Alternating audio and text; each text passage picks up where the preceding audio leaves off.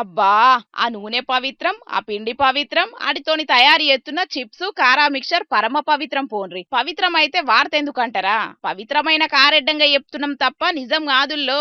గివి తింటే కడుపు ఖరాబ్ అవుడు, లివరో కిడ్నీలో ఎక్స్పైరీ అవుడు పక్కా. ఎందుకంటే వీటిని తయారు చేస్తున్నది కూడా ఎక్స్పైరీ అయిపోయిన సరుకులతోనేనట మరి. అవునట.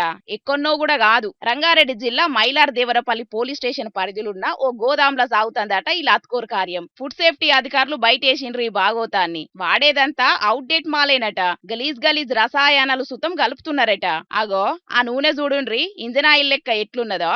ఇట్లా ఒక్కటని కాదు, పిండితోని ఎన్ని రకాల చిరుదిండ్లు చేయొచ్చో అన్ని రకాలై తయారు చేసుకుంటా పెద్ద గలీజ్ బిజినెస్ చేస్తున్నారట. మళ్ళా తయారు చేయనికి అనుమతులు సుతం లేకుంటేనే నడుస్తుందట కల్తీ కార్యం. టైం గడిచిపోయినా సరుకులను భారీ మొత్తంలో పట్టుకొని మైలార్ దేవరపల్లి పోలీసులకు అప్పచెప్పిండ్రు ఫుడ్ సేఫ్టీ అధికారులు. కల్తీగాళ్ల కూరలు పీకుతామన్నట్టే చెప్పిండు ఫుడ్ సేఫ్టీ సార్ అయితే.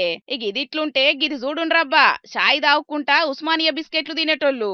ఉస్మానియా బిస్కెట్లు కాదుల్లో, ఆ పేరు వాడుకొని తయారు చేస్తున్న పానం ఖరాబ్ చేసి ఊపిరి తీసే బిస్కెట్లు గివి. కుళ్ళిన గుడ్లు రంగు కోసం రసాయనాలు వాడి కంటికి ఇంపుగా తయారు చేస్తున్నారట అంబర్పేట పరిధిల కమలానగర్లున్న మేరేజ్ అనే బేకిరోళ్ళు. పోలీసులు ఫుడ్ సేఫ్టీ అధికారులు కలిసికట్టుగా దాడులు చేసి బయటేసిండ్రు ఈ కల్తీ దందాను. యజమానిని పట్టుకొని బొక్కలేసిండ్రు పోలీసోళ్ళు.